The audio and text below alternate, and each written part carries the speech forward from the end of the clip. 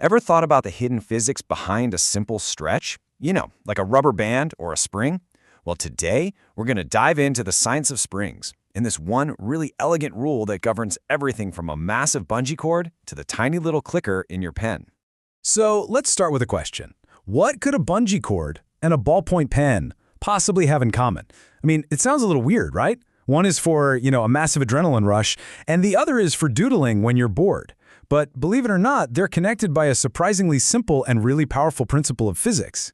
And this image pretty much gets right to the heart of it. The secret they share is this super predictable relationship. If you double the weight hanging from a spring, you get exactly double the stretch. It's not a coincidence, it's not a fluke, it's a fundamental law of physics. Okay, so let's start with that really basic intuitive idea. You pull on something, it gets longer. I mean, we've all seen this happen.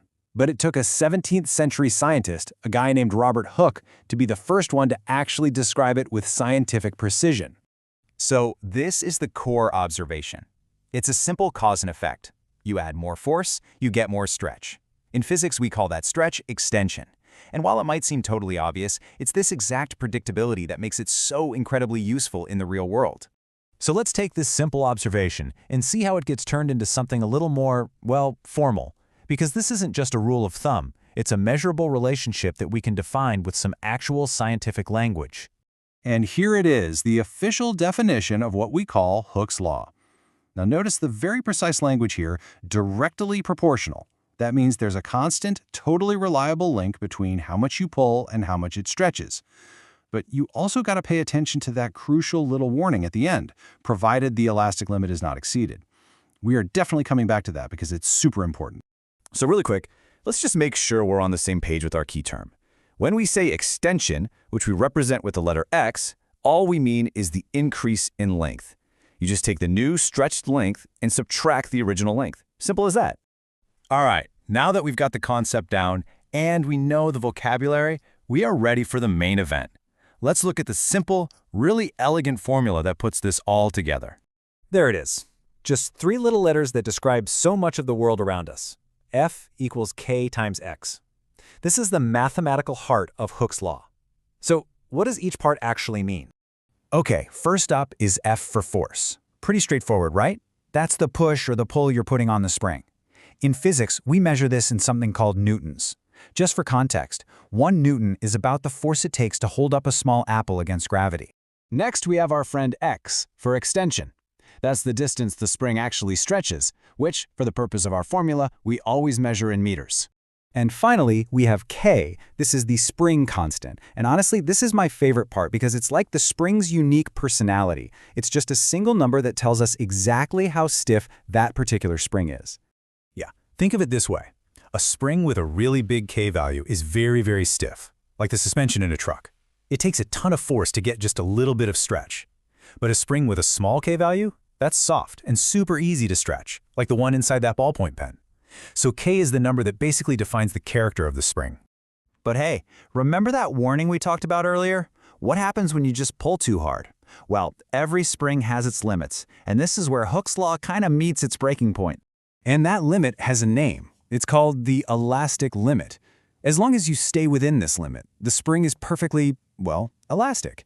It'll snap right back to its original size the moment you let go. But if you stretch it beyond that point, you've caused permanent damage, and it will never, ever be the same again. These graphs show us exactly what's going on here. Look at the one on the left. See that perfect straight line? That shows us that the force and the extension are directly proportional. That's Hooke's law in action. Now, look at the graph on the right. It starts out as a straight line, but then right at the top, it starts to curve. That's it. That's the elastic limit. At that point, the spring has been permanently messed up and the law just doesn't apply anymore. So now that we understand the rule, and just as importantly its limits, let's put it to work. Let's see how we can actually use this awesome little formula. Okay, let's walk through an example. Let's say we apply a force of 10 newtons to a spring, and we measure that it stretches by 0.05 meters. We want to find out its stiffness, its K value. So we start with our formula F equals Kx. Then we just plug in the numbers we know. So 10 equals K times 0.05. And from there, all we have to do is a little bit of algebra to solve for K. And when you do the math, boom, K equals 200 newtons per meter. And just like that, using Hooke's law, we figured out the unique stiffness, the personality, of this specific spring. And this isn't just some abstract thing you do in a classroom. This principle is literally everywhere. It's in your car suspension, making sure you have a smooth ride. It's how old-fashioned weighing scales work. It is absolutely critical for calculating the safety of a bungee jump, and it's in countless shock absorbers that protect all kinds of technology. So, let's just recap the big stuff. The main thing to remember is that the stretch is directly proportional to the force. That relationship is captured perfectly in that simple formula, F equals kx. But, and this is a big but, don't forget that it only works within the elastic limit. Push it too far, and the whole thing breaks down. And if you ever see a graph of force versus extension that's a perfect straight line, you'll know you're looking at Hooke's law in action. And that pretty much brings us to the end. The next time you click a pen, or bounce on a mattress, or even see a car go over a speed bump, you'll know the elegant little law that's quietly at work behind the scenes. So the question I'll leave you with is this: what else are you going to see differently now?